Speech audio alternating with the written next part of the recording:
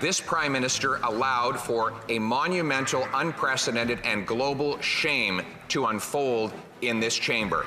Will he take personal responsibility for this shame and personally apologize on behalf of himself? On behalf of all of us in this House, I would like to present unreserved apologies for what took place on Friday.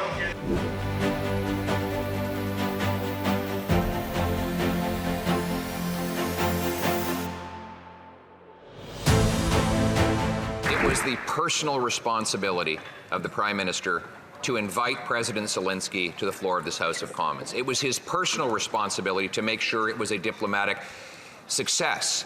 It was his personal responsibility to continue to lead the government that has the security, intelligence, and diplomatic agencies that could have and should have vetted all individuals who were present and recognized. Yet, this Prime Minister allowed for a monumental, unprecedented, and global shame to unfold in this chamber. Will he take personal responsibility for this shame and personally apologize on behalf of himself? Right. The Right Honourable Prime Minister. Mr. Speaker, on behalf of all of us in this House, I would like to present unreserved apologies for what took place on Friday and to President Zelenskyy and the Ukrainian delegation for the position they were put in. For all of us who were present to have unknowingly recognized this individual was a terrible mistake and a violation of the memory of those who suffered grievously at the hands of the Nazi regime.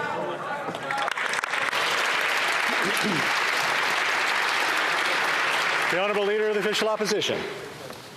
Did the Prime Minister's national security, intelligence, or diplomatic officials vet the names of the people that the Prime Minister allowed within mere feet of President Zelenskyy? The Right Honourable Prime Minister.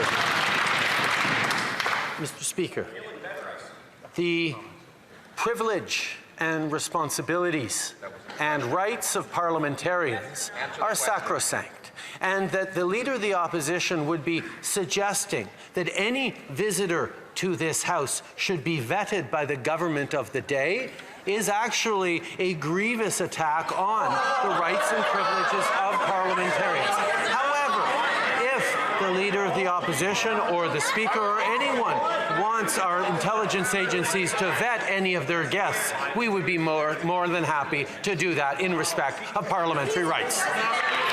The Honourable Leader of the Official Opposition. So the Prime Minister has just said that he allowed the President of a war-torn country, who is perhaps the biggest target of false propaganda and of potential assassinations, to be surrounded by hundreds of people who had not been vetted for their security background, their potential risks that they present, or in this case, the massive diplomatic disasters that they could have brought to that event. Is he really saying that he did absolutely nothing to protect the Ukrainian president from all of those many risks? The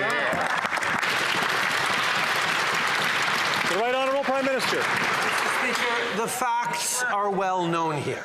The Speaker issued the invitation, delivered the recognition, and has taken full responsibility. The Leader of the Opposition knows that not one parliamentarian was aware, but the truth does not matter to this Leader of the Opposition. He distorts, misleads, aims to confuse, all for partisan gain.